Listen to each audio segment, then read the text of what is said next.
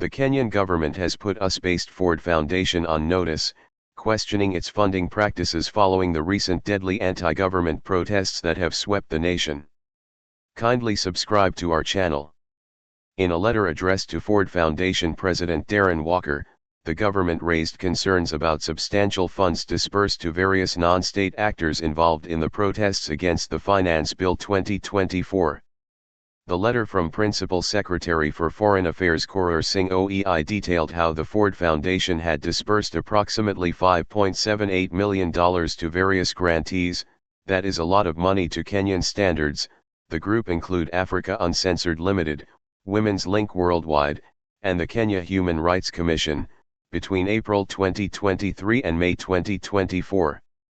The government said it was deeply concerned by an expedited $1.49 million in funding over the last month alone, which is when protests in Kenya were at their peak.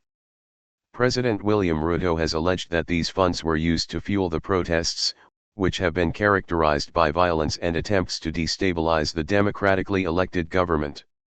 Speaking on Sunday in Swahili, Kenyan leader Ruto said, "I want to ask the people at the Ford Foundation, what benefit do they gain from funding chaos? We are going to call them out and we are going to tell them if they are not interested in democracy in Kenya, if they are going to sponsor violence and anarchy, we are going to call them out and we are going to tell them they either style up or they leave," he added. The letter called for the Ford Foundation to provide detailed accounts of its funding activities and compliance with its non-lobbying policy. Ruto's administration is under intense scrutiny following weeks of violent demonstrations that resulted in at least 50 deaths and widespread property damage. Despite partial concessions by the government, the protests escalated, with demonstrators accusing the administration of failing to address economic hardships and allegations of extrajudicial killings.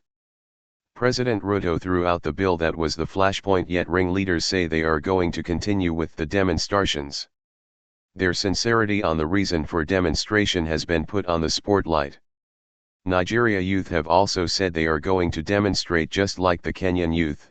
This has incensed the government of Nigeria, leading to them being rebuked why they are following a small country like Kenya.